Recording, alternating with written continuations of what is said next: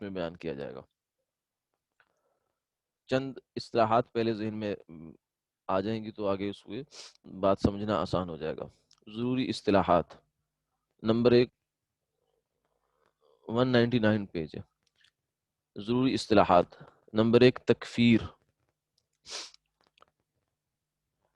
تکفیر کا مطلب ہے کسی کے کفر کرنے پر یہ بتانا کہ فلاں آدمی اپنے فعل کی وجہ سے کافر ہو گیا۔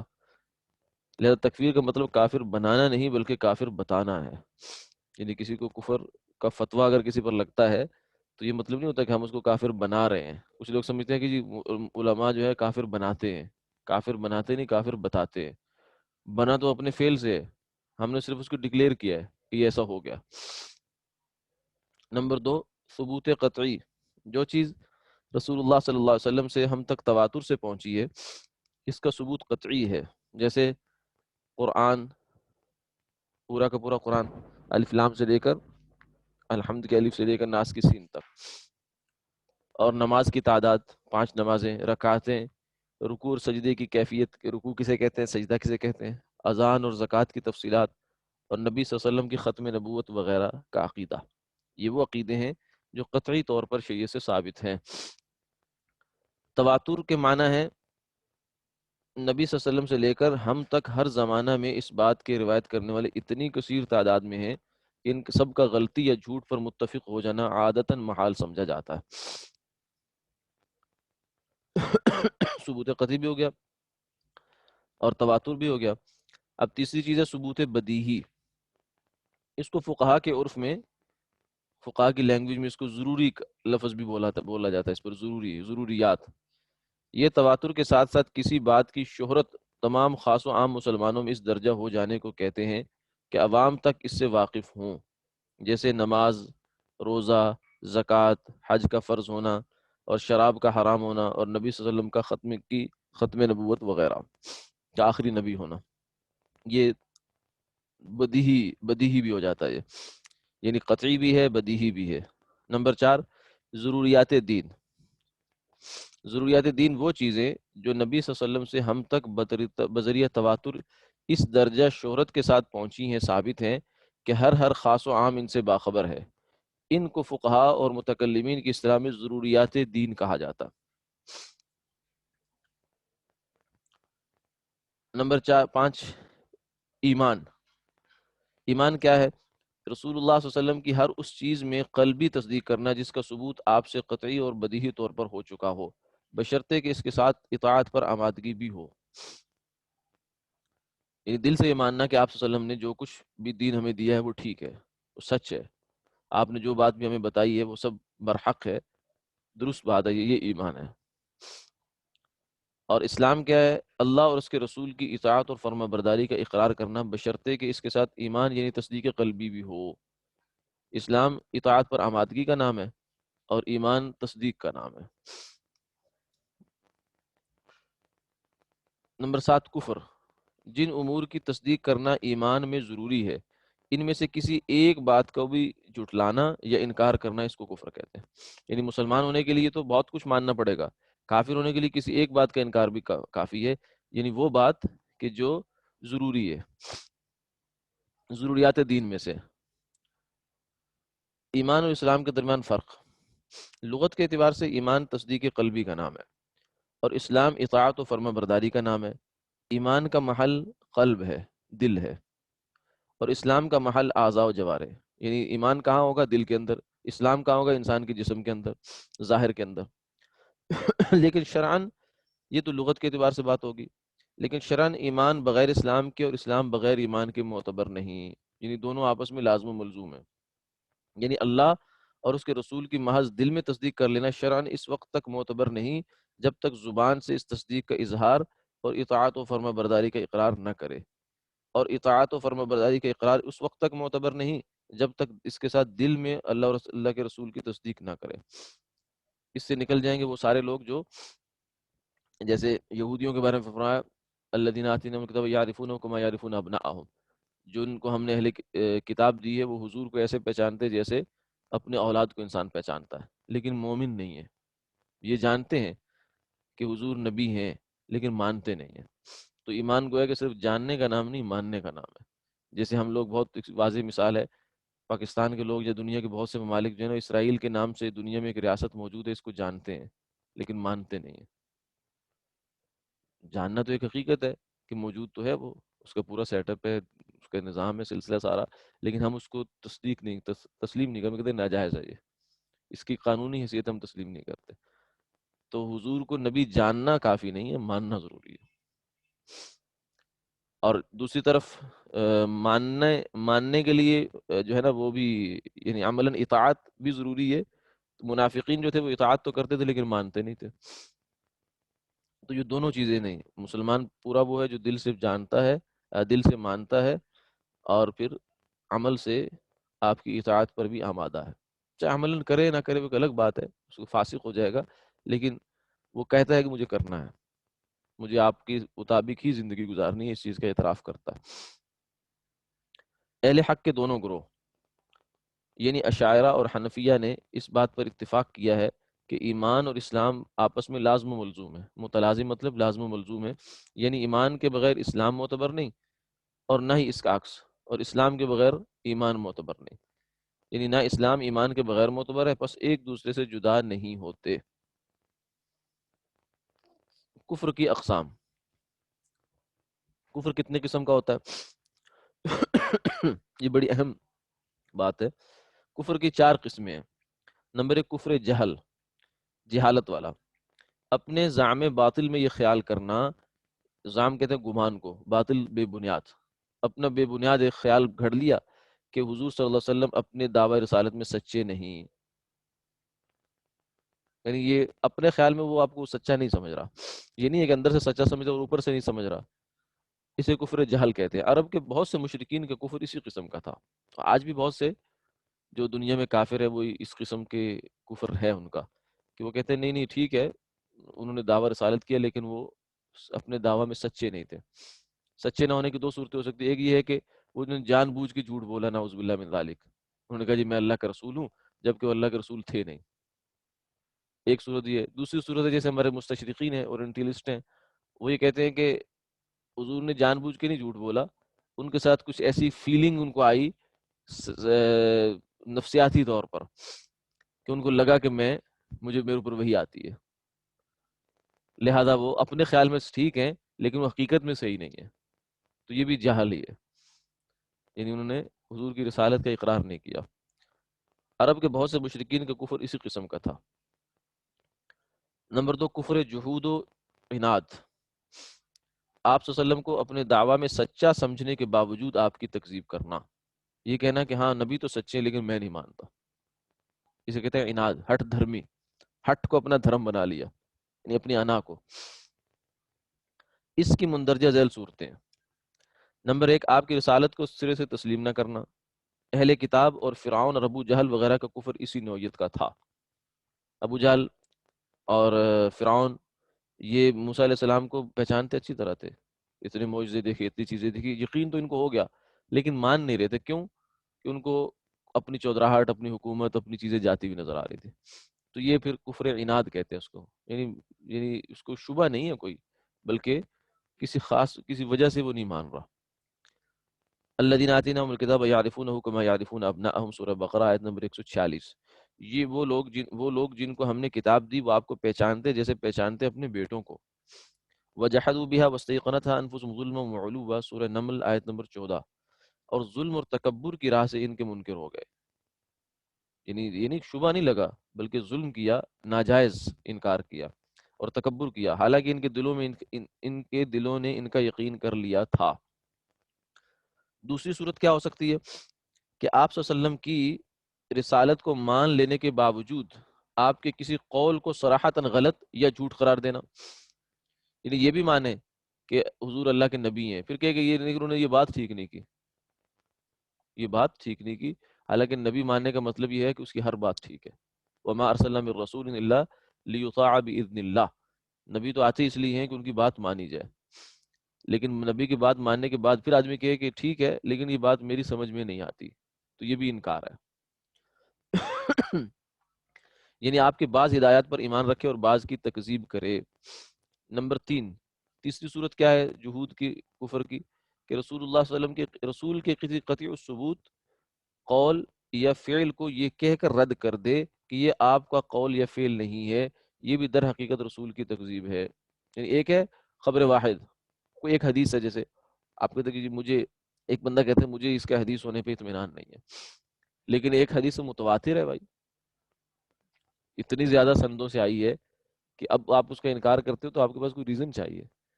بلا وجہ کریں گے تو یہ اناد ہے، ہٹ دھرمی ہے یہ. منکرین حدیث کے کفر کا ایک سبب یہ بھی ہے، جو لوگ انکار حدیث کرتے ہیں وہ اس میں سے ایک سبب یہ بھی ہوتا ہے کہ رسول ماننے کے باوجود پھر آپ کی باتیں نہیں مانتے. رسول مانتے ہیں لیکن کہتے ہیں باتیں نہیں مانیں گے ہم، حدیثیں نہیں مانیں گے ہم. اچھا جی، کفر کی دوسری مین جو قسم تھی، تیسری کفر جہل تھا 4 قسموں میں سے. کفر جہود و اناد دوسری قسم. تیسری قسم ہے کفر شک. کفر شک کیا ہے؟ جن چیزوں پر ایمان لانا ضروری ہے ان میں بجائے دلی تصدیق کرنے کے شک کی کیفیت میں مبتلا ہونا. یعنی کہ پتہ نہیں اللہ ہے کہ نہیں، پتہ نہیں جنت ہے کہ نہیں، پتہ نہیں دوزخ ہے کہ نہیں، حضور نے کہا تو ہے لیکن پتہ نہیں سچ بولا ہے کہ جھوٹ بولا. اس بین بین میں انسان چلا جائے، تذبذب. اور یہ چیزیں نہ جانے سچی ہیں یا جھوٹی ہیں. منافقین، بہت سے منافقین کا کفر ایسا ہی تھا. کچھ منافقین تو خیر پکے کافر تھے اندر سے، کچھ جو تھے وہ مذبذبین بین ذالک لا الہ الا ولا الہ الا. کبھی کہتے تھے ہاں سچا بھی ہو سکتا ہے، کبھی کہتے تھے نہیں یار سمجھ میں نہیں آتی. تو یہ جو تذبذب ہے نا، آج کل ہمارے اگنوسٹکس جو لوگ ہیں وہ اس قسم کی کیفیت کا شکار ہوتے ہیں. ان سے کہو اللہ ہے، کہتے ہیں مے بی. اللہ نہیں ہے، مے بی. ہو سکتا ہو سکتا نہ ہو. تو یہ تو کوئی بات نہیں ہوتی. کسی ایک طرف لگو، یہ ایمان لاؤ یا کفر کرو. اس لیے نفاق جو ہے اس کو بہت برا قرآن پاک نے اس کے ساتھ طرز عمل اپنایا ہے. ان المنافقین فی الدرک الاسفل من النار. ابو جہل اوپر ہوگا، عبداللہ بن ابی نیچے ہوگا. یعنی اس کا جو سٹیٹس ہے بدتر ہے ابو جہل سے، کیونکہ ابو جہل کفر تو کم سے کم کرتا تھا نا، یہ نہ کفر کر رہا ہے نہ اسلام کر رہا ہے. لا الہ الا ولا الہ الا، نہ ادھر ہے نہ ادھر ہے. تو شک سے تو بری چیز ہی کوئی نہیں. شک سے انسان کو نکلنا چاہیے. اچھا جی، چوتھی قسم کفر کی ہے کفر تعویل. تعویل کہتے ہیں کسی بات کو پھیر دینا، بات کا کچھ مطلب کچھ بیان کرنا، کوئی دوسرا مطلب بیان کرنا، جو اس کا فرسٹ امپریشن ہے وہ نہیں لینا، کوئی دوسرا لینا. کفر تعویل یہ ہے کہ رسول اللہ صلی اللہ علیہ وسلم کے قول و فعل کو تسلیم کرتے ہوئے یہ کہتا ہے کہ میں حضور کی بات، آپ کی ذات بھی مانتا ہوں، آپ کی باتیں ساری مانتا ہوں، لیکن یہ والی جو بات ہے نا اس کو میں نہیں مانتا. یعنی اس کا جو مطلب تم لوگ بیان کرو میں نہیں مانتا. اور تسلیم کرتے ہوئے اس کے مفہوم کی تعویل کرے کہ یہ مطلب صحیح نہیں ہے، اور قرآن و حدیث کی قطعی تصریحات کے خلاف، جو قرآن کی بہت کلیئر کٹ قسم کی جو واضح واضح نصوص ہیں ان کے خلاف خود ساختہ اپنے پاس ایک مفہوم کھڑے اور کہے کہ یہ مطلب ہے اس کا. جیسے مرزا قادیانی نے کہا جی میں قرآن بھی مانتا ہوں حدیث بھی مانتا ہوں، آج بھی میں قادیانی کہتے ہیں. پھر مسئلہ کیا ہے؟ ہاں مسئلہ یہ ہے کہ تم لوگ جو کہتے ہیں نا خاتم النبیین یا انا خاتم النبیین، تم لوگ جو اس کا معنی مراد ہوتے ہو وہ ٹھیک نہیں لیتے ہو. ہمیں وہ یہ کہتا ہے.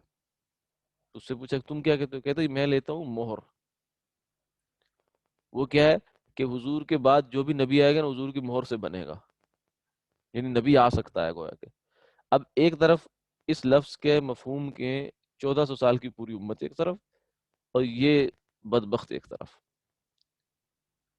اب اس نے بظاہر لفظ مانا کہ میں لفظ مانتا ہوں، لیکن کہتے ہیں اس کا مطلب یہ نہیں ہے جو آپ لوگ کہہ رہے ہو. یہ ایسے ہی جیسے کوئی آدمی آج اٹھ کر کہہ دے کہ میں نماز کو مانتا ہوں، میں نماز مانتا ہوں بالکل بہت اہم چیز ہے، لیکن نماز کا مطلب ہوتا ہے ڈانس کرنا. ٹھیک ہے، کیونکہ لغت اگر اٹھا کر دیکھو اس کے اوپر وہ کچھ نہ کچھ وہ لے آئے گا.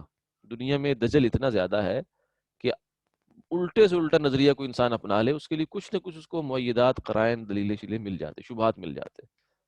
اس لیے اللہ نے اس دنیا کو ڈیزائن اس طریقے سے کیا ہے کہ یہاں حق اتنا کلیئر نہیں ہو جائے گا کہ اگلا بالکل ماننے پر مجبور ہو جائے. حق کو تلاش کرنا پڑتا ہے، اسے لینا پڑتا ہے. حق بذات خود انسان کے دل میں داخل نہیں ہوتا. تو اس لیے کچھ نہ کچھ الٹی سیدھی باتیں مل جاتی ہیں سب کو، ماننے والے بھی مل جاتے ہیں، تعویلیں بھی مل جاتی ہیں. وہ کہتا ہے جی نماز کا مطلب ہے ڈانس کرنا، اور آپ کو ڈکشنری اٹھا کر دکھا دے گا، اس میں لکھا ہوتا ہے تحریک الصلاوین کو بھی کہتے ہیں، یعنی اپنے جو کولے ہوتے ہیں ان کو حرکت دینا، اس کا بھی صلاۃ مطلب ہوتا ہے. تو کہ یہ ڈانس کرنا مراد ہے اس سے تو. اور باقی اب اس نے ایک جب معنی بنا لیا، اب وہ جتنی آپ باتیں کہیے جائیں گے سب کو یا تو ریجیکٹ کرتا جائے گا یا کوئی نہ کوئی اس کے اندر سے کیڑا نکالتا چلا جائے گا. یہ حدیث ضعیف ہے، یہ یوں ہے فلاں، وہ ایک پورا اپنا الٹا سیدھا مذہب بنائے گا.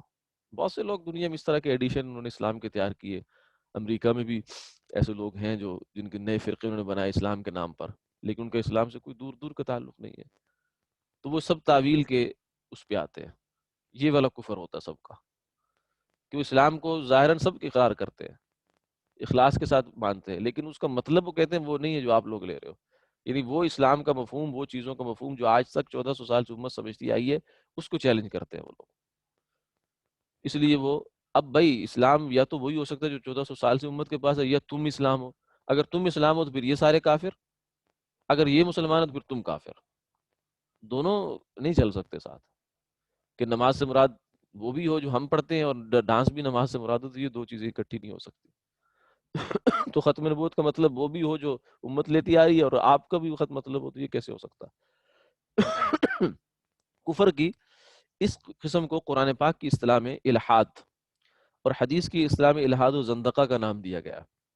زندیق، ملحد اور زندیق، یہ وہ گمراہ فرقے جو اپنی گمراہی کے سبب کفر میں داخل ہوئے. ان کے کفر کی عام طور سے ایک وجہ کفر یہی کفر تعویل ہے. عن ابن عمر رضی اللہ تعالیٰ عنہ قال سمعت رسول اللہ صلی اللہ علیہ وسلم يقول سيكون في هذه الأمة مسخ ألا وذلك في المكذبين بالقدر والزنديقية. ابن عمر رضی اللہ عنہ فرماتے ہیں کہ میں نے رسول اللہ صلی اللہ علیہ وسلم کو یہ فرماتے ہوئے سنا، ان قریب اس امت میں مسخ ہوگا، شکلیں بگاڑ دی جائیں گی.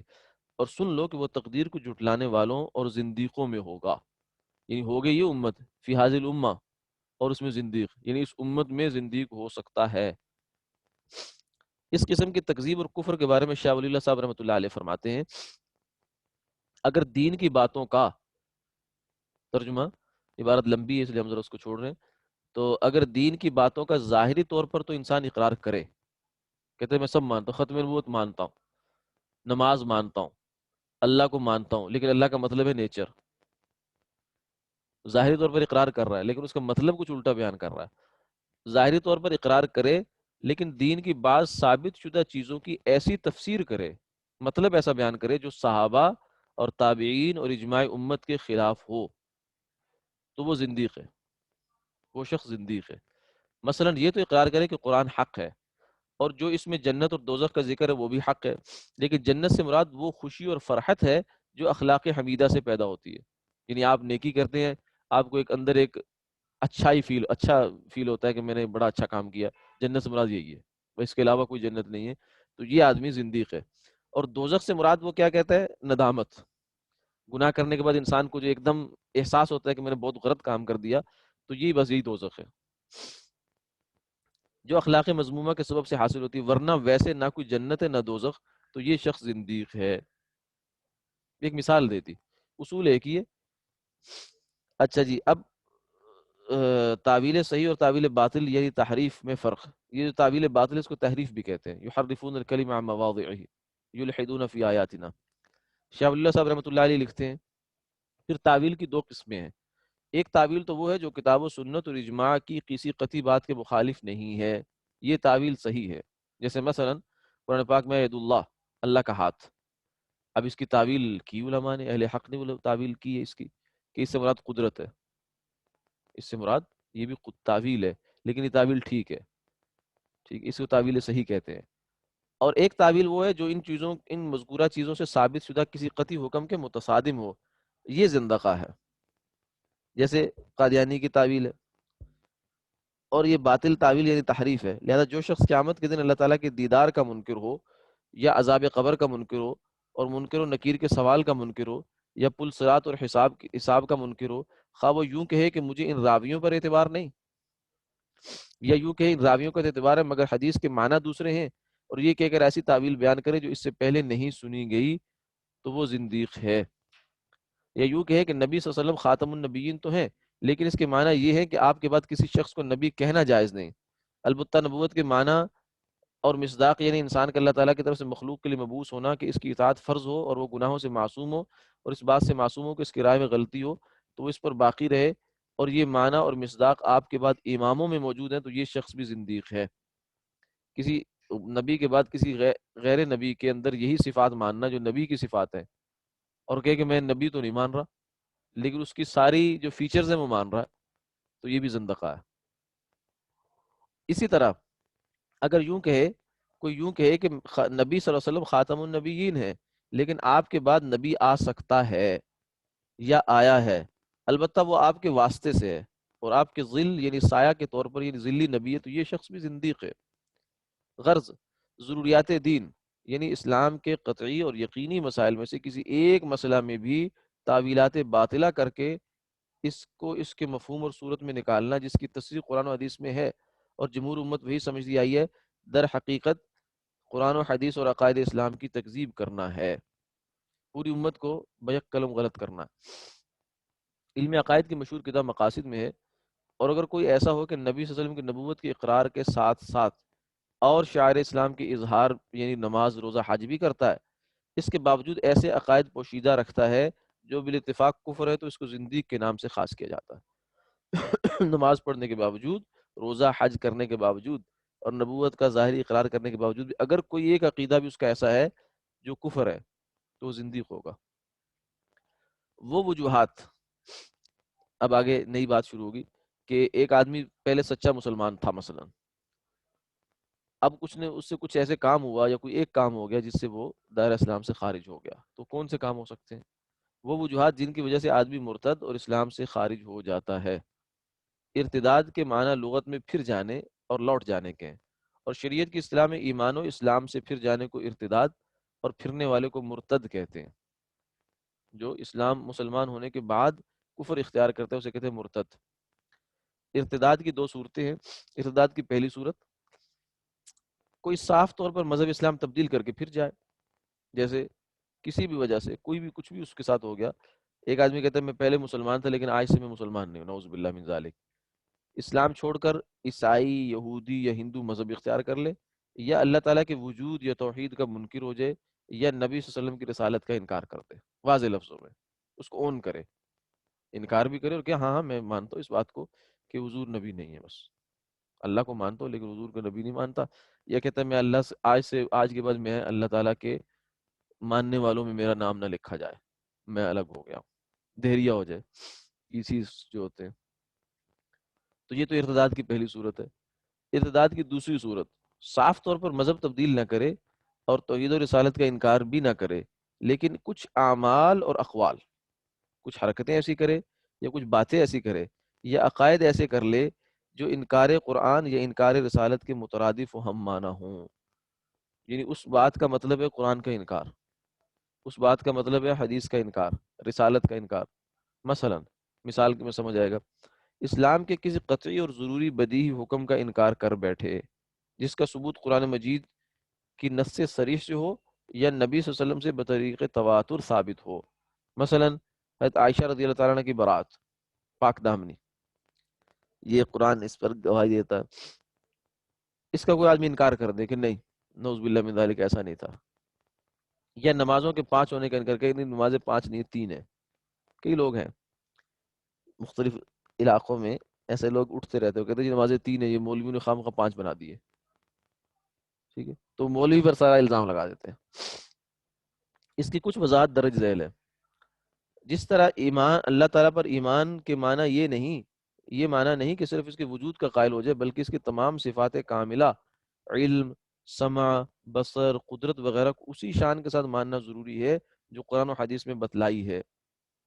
اللہ کے ماننے کا مطلب اللہ کو پوری صفات کے ساتھ ماننا، یہ نہیں کہ بس اللہ ایک مبہم سا مفہوم ہے، باقی وہ ایسے ہی سمجھتا ہے جیسے کوئی سسٹمیٹک قسم کی چیز ہے، دنیا جو ہے وہ کوئی اللہ تعالیٰ ایک پاور ہے جو اس دنیا کو چلا رہی ہے، بس اس حد تک سمجھتا ہے تو اللہ کا ناقص مفہوم سمجھتا ہے۔ اللہ کو صحیح معنوں میں جاننا ضروری ہے اس کی صفات کے ساتھ، ورنہ تو یہودی اور عیسائی بھی خدا کے وجود اور صفات کو مانتے ہیں لیکن صحیح نہیں مانتے۔ اسی طرح رسول اللہ صلی اللہ علیہ وسلم پر ایمان لانے کا مطلب بھی فقط یہ نہیں کہ یہ مان لیں کہ آپ صلی اللہ علیہ وسلم مکہ معظمہ میں پیدا ہوئے اور آپ نے مدینہ منورہ کی طرف ہجرت کی اور 63 سال عمر ہوئی، بلکہ آپ پر ایمان لانے کی حقیقت وہ ہے جو قرآن نے بیان فرمائی ہے۔ وہ کیسے؟ فَلَا وَرَبِّكَ لَا يُؤْمِنُونَ حَتَّى يُحَكِّمُوكَ فِي مَا شَجَرَ بَيْنَهُمْ ثُمَّ لَا يَجِدُوا فِي أَنفُسِهِمْ حَرَجًا مِّمَّا قَضَيْتَ وَيُسَلِّمُوا تَسْلِيمًا، سورہ نساء آیت نمبر 65۔ قسم ہے آپ کے رب کی، یہ لوگ اس وقت تک مسلمان نہیں ہو سکتے جب تک کہ وہ آپ کو اپنے تمام نزاعات و اختلافات میں حکم نہ بنائیں، اور پھر جو فیصلہ آپ فرما دیں اس کو اپنے دلوں میں کوئی تنگی محسوس نہ کریں اور اس کو پوری طرح تسلیم کریں۔ اس آیت کی تفسیر میں حضرت جعفر صادق رحمۃ اللہ علیہ سے منقول ہے، اگر کوئی قوم اللہ کی عبادت کرے اور نماز کی پابندی کرے اور زکوٰۃ ادا کرے اور رمضان کے روزے رکھے اور بیت اللہ کا حج کرے، مگر پھر کسی ایسے فعل کو جس کا کرنا رسول اللہ صلی اللہ علیہ وسلم سے ثابت ہو، یوں کہے کہ آپ نے ایسا کیوں کیا، یعنی حضور کے کسی فعل پر اعتراض کرے، اس کے خلاف کیوں نہ کیا، ایسا بھی کر سکتے تھے حضور، ایسا کرنا چاہیے تھا آپ کو، نعوذ باللہ من ذالک، مشورہ دے رہا ہے، اور اس کے ماننے سے اپنے دل میں تنگی محسوس کرے تو یہ قوم مشرکین میں سے ہے۔ تنبیہ نمبر 1، ضابطہ میں جو یہ مذکور ہے کہ ایسے ضروری و قطعی حکم کا انکار کر بیٹھے، اس کا کچھ بیان یوں ہے۔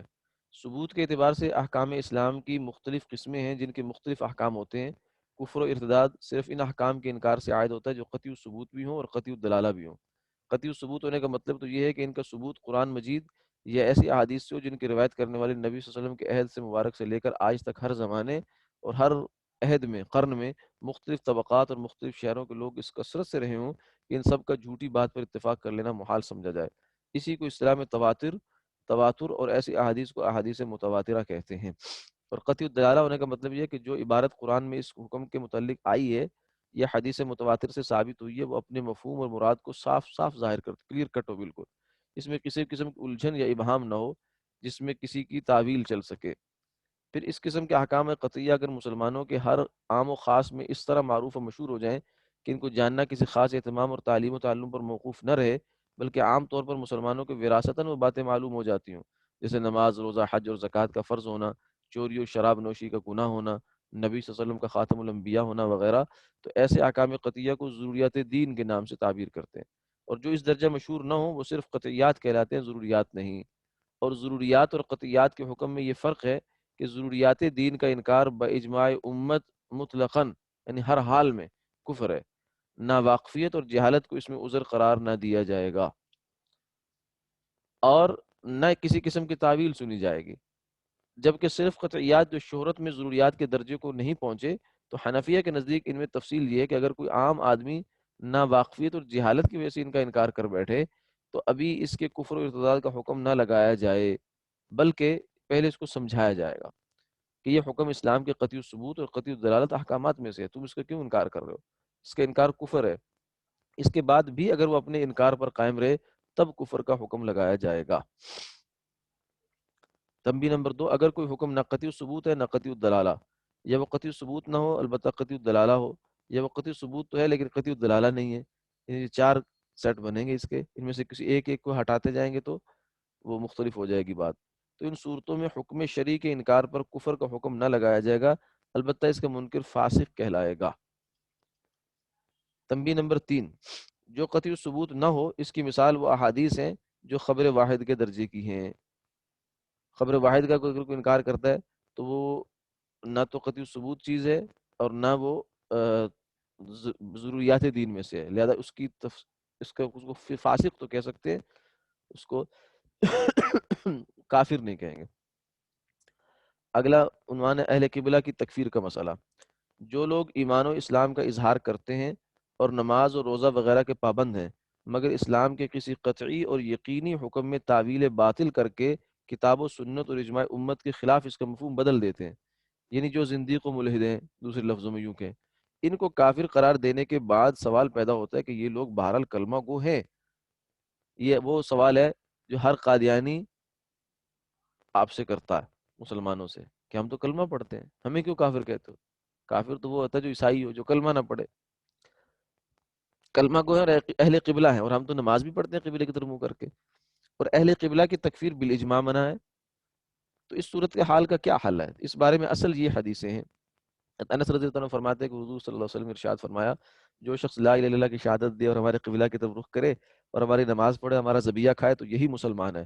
مگر یہ کہ تم اس سے صریح کفر دیکھو اور تمہارے پاس اللہ کی طرف سے اس بارے میں دلیل ہو. یہ حدیثیں وہ پیش کریں گے. کچھ لوگ، کچھ کامن لوگ ہوتے ہیں وہ بھی پیش کر دیتے ہیں، اور کچھ جو خاص قادیانی وغیرہ وہ بھی یہ حدیثیں دیکھو جی آپ کی حدیثوں میں تو کہتے ہیں کہ ہمیں کافر نہ کو، تم کیوں کافر کہتے ہو؟ دوسری حدیث، ثلاث من اصل الایمان، تین چیزیں اصل ایمان ہے، جو شخص لا الہ الا اللہ کہے اس کے بارے میں زبان دراز کرنے سے رک جاؤ، اور کسی گناہ پر اس کی تکفیر نہ کرو، کسی عمل کی وجہ سے اس کو اسلام سے خارج نہ کرو. ان میں سے پہلی حدیث کے آخر میں خود ہی تصریح کر دی گئی. اب جواب دیکھیے کہ پہلی حدیث کے آخر میں خود ہی ایک لفظ موجود ہے کہ جب تک تم اس سے صریح کفر نہ دیکھ لو. تو حدیث خود بتا رہی ہے کہ کلمہ گو کو اس وقت تک کافر نہ کہا جائے جب تک اس سے کوئی ایسا قول یا فعل یقینی طور پر ثابت نہ ہو جائے جو کفر صریح کا موجب ہو اور کسی تعویل کو قبول نہ کرتا ہو. اور دوسری حدیث میں جو یہ کہا کہ کسی گناہ اور عمل کی وجہ سے کافر نہ کہا جائے، تو اس سے بھی اتفاق امت کفر کے سوا دوسرے گناہ مراد ہے، عقیدہ نہیں ہے یہاں. تو مطلب یہ ہے کہ عملی خرابیاں اور فسق و فجور کتنا ہی زیادہ ہو جائے، ایک آدمی قتل کرتا ہے، زنا کرتا ہے، شراب پیتا ہے، چوری کرتا ہے، ڈاکہ کرتا ہے، کافر نہیں ہے. یہ حدیث تو یہ کہہ رہی ہے.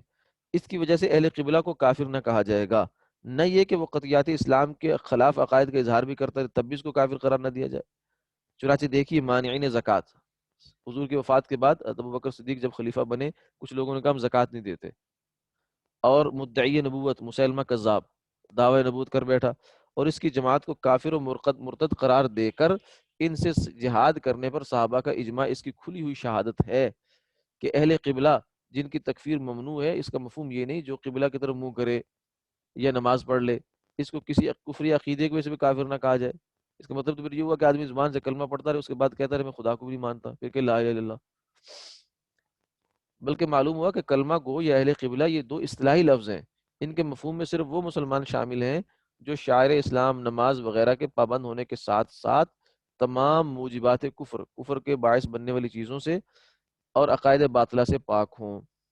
چنانچہ ملا علی قاری رحمۃ اللہ علیہ شرح فقہ اکبر میں لکھتے ہیں، جان لو کہ اہل قبلہ سے مراد وہ لوگ ہیں جو تمام ضروریات دین پر متفق ہوں، جیسے عالم کا حادث ہونا، یعنی یہ جہان پیدا ہوا ہے، پہلے نہیں تھا، شروع سے نہیں تھا، اور حشر و نشر اور اللہ تعالیٰ کی تمام جزیات تفصیل کا علم ہونا وغیرہ. بس جو شخص تمام عمر طاعات و عبادت کا پابند ہونے کے باوجود عالم کے یعنی اس جہان کے قدیم یعنی ہمیشہ ہمیشہ سے ہونے کا قائل ہو، یا حشر و نشر کی نفی کرے، یا اللہ تعالیٰ کی جزیات کے علم کی نفی کا معتقد ہو، وہ اہل قبلہ نہیں ہے، چاہے وہ کلمہ پڑھ رہا ہے. اور اہل سنت کے نزدیک اہل قبلہ کی تکفیر نہ کرنے سے مراد یہ ہے کہ اس کی تکفیر اس وقت تک نہ کی جائے گی جب تک علامات کفر میں سے کوئی علامت اس میں نہ پائی جاتی ہو، اور جب تک موجبات کفر میں سے کوئی بات اس سے سرزد نہ ہو. اچھا جی، آگے نئی بات، دائرہ اسلام سے نکلنے یا کافر و مرتد ہونے کے لیے کفر کا قصد اور ارادہ ضروری نہیں. آدمی کہے جی میں کفر کا ارادہ کروں گا جب ہی کافر ہوں گا، اس کے بغیر تو کافر نہیں ہوں گا. اس کی دلیل یہ ہے کہ شیطان اکبر ابلیس نے کافر ہونے کا ارادہ نہیں کیا تھا، مگر اس کی حرکت نے اس کو کافر بنا دیا. اسی کے متعلق قرآن پاک میں آیا ہے وَكَانَ مِنَ الْكَافِرِينَ، وہ کافروں میں سے ہے. اسی طرح قرن اول میں یعنی شروع میں صحابہ کے زمانے میں مانعین زکوٰۃ، جن لوگوں نے کہا کہ ہم زکوٰۃ پے نہیں کرتے، اور مسلمہ کذاب جو جھوٹا دعویٰ نبوت کیا تھا جس نے کہ پیروکاروں نے ملت اسلامیہ کو چھوڑنے اور کفر کرنے کا ارادہ نہیں کیا تھا. ارادہ کرتے پھر تو کافر ہی ہو جاتے، یعنی وہ تو سب کو تسلیم ہوتا. انہوں نے ارادہ نہیں کیا لیکن باجماع صحابہ اسلام سے خارج قرار دیے گئے. وجہ یہ ہے کہ اگر کفر کے ارادہ کو شرط قرار دیں اور آدمی کی کسی بھی تعویل کو قبول کر لیا جائے، یعنی جو مرضی الٹی پلٹی بات کر دے آپ کہ ہاں ہاں ٹھیک ہے ٹھیک ہے، تو پھر دنیا میں کوئی بڑے سے بڑا کافر بھی دائرہ اسلام سے خارج نہیں کیا جا سکتا. کیوں؟ شیطان نے، ابلیس نے نہ کبھی خدا کا انکار کیا، نہ اس کی خدائی کا، اور نہ اس کی کسی صفت کا، بلکہ اس نے تو صرف غیر اللہ کو سجدہ کرنے سے انکار کیا تھا. وہ تو تعویل میں یہ کہہ سکتا تھا کہ میں واحد اعظم ہوں، لیکن اللہ تعالیٰ نے اس کی اس سرکشی کو تکذیب ہی کے حکم میں رکھ کر کفر عظیم قرار دیا. اسی طرح عام بت پرست اپنے بتوں کی پرستش کی کبھی یہ تعویل کرتے ہیں کہ ہم بتوں کو خدا نہیں مانتے بلکہ ان کو قرب الہی کا ذریعہ سمجھ کر اللہ کی رضا کے لیے ان کی عبادت کرتے ہیں. خود قرآن پاک میں بت پرستوں کی اس تعویل کو ذکر کر کے ناقابل التفات قرار دیا. فرمایا ما نعبدهم الا ليقربونا الى الله زلفى، ہم بتوں کی عبادت صرف اس لیے کرتے ہیں کہ یہ ہمیں اللہ تعالیٰ کے قریب کر دیں گے. اللہ نے یہ بات ذکر بھی کی، پھر بھی کہا کہ یہ بکواس ہے، بوگس بات ہے، لہذا یہ کافر ہی ہے. آگے اگلا عنوان ہے کسی کے کفر کے بارے میں تردد ہو تو کیا کریں.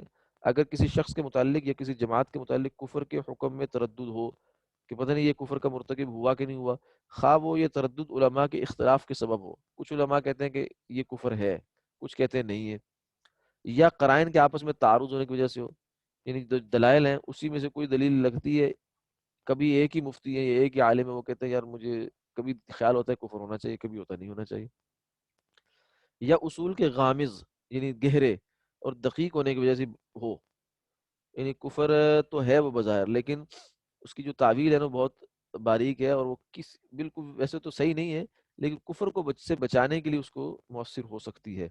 اس صورت میں سلامتی کا راستہ یہ ہے کہ نہ کفر کا حکم کیا جائے نہ ہی اسلام کا، ان کو ہم گرے ایریا میں رکھ دیں۔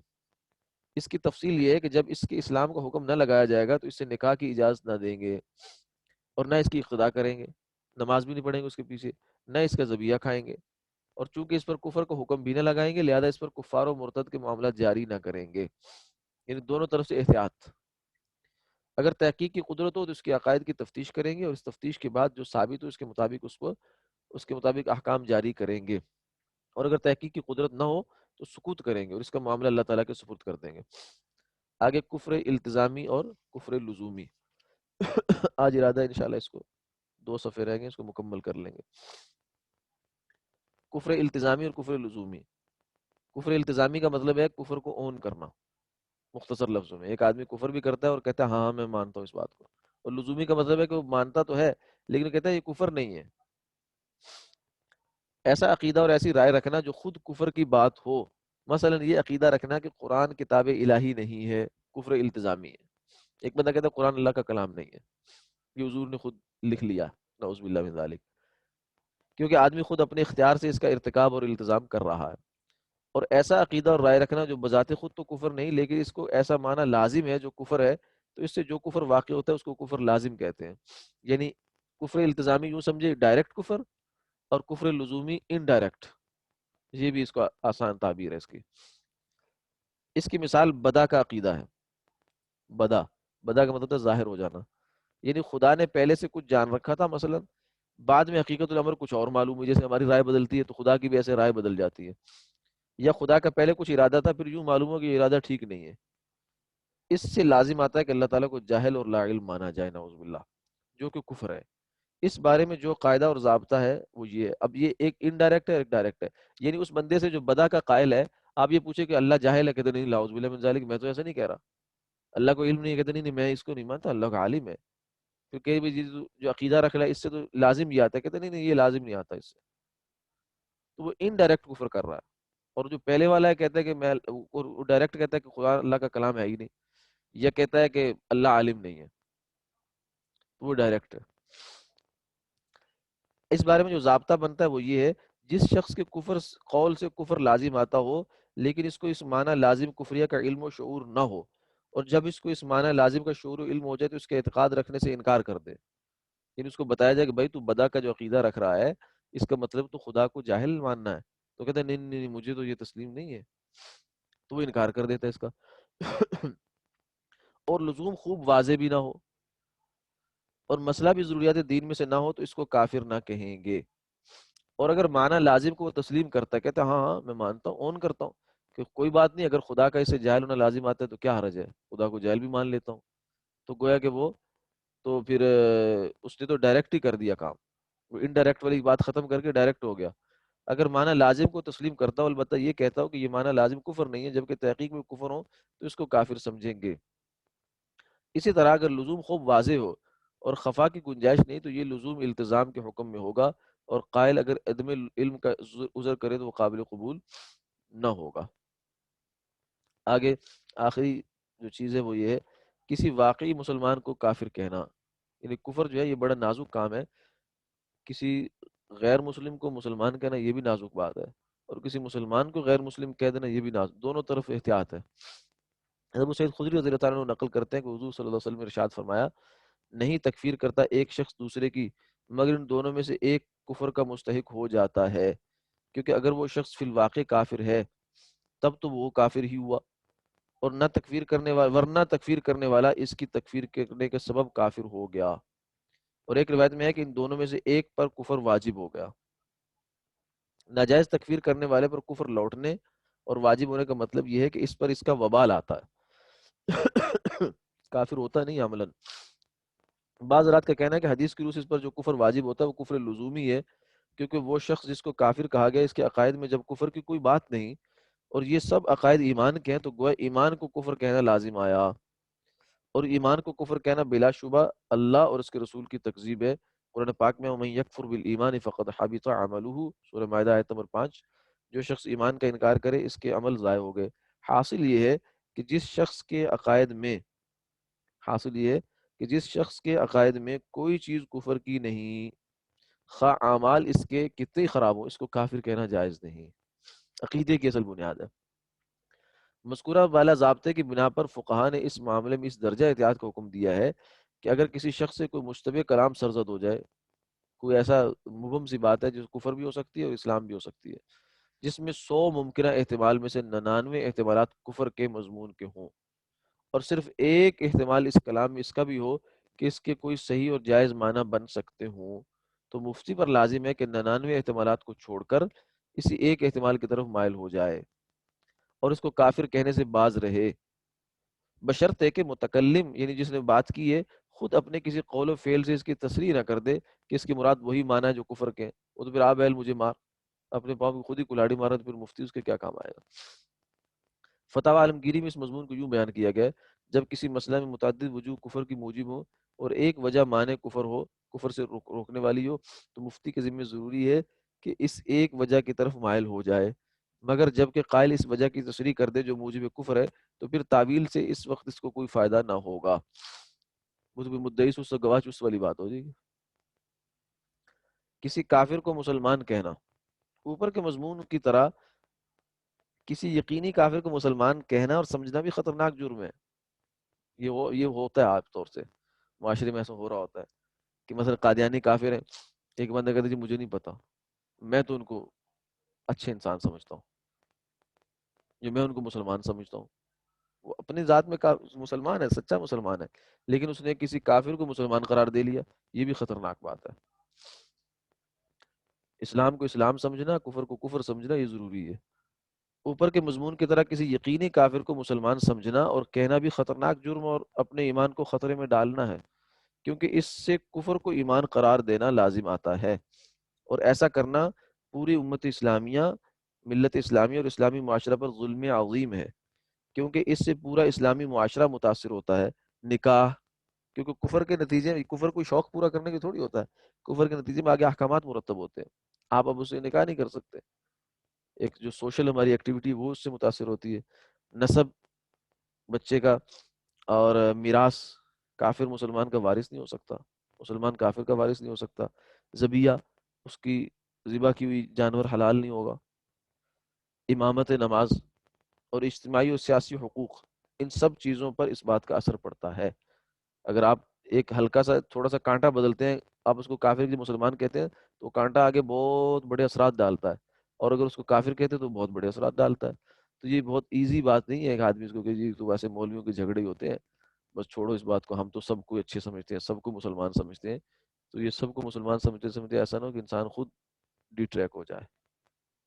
اللہ تعالیٰ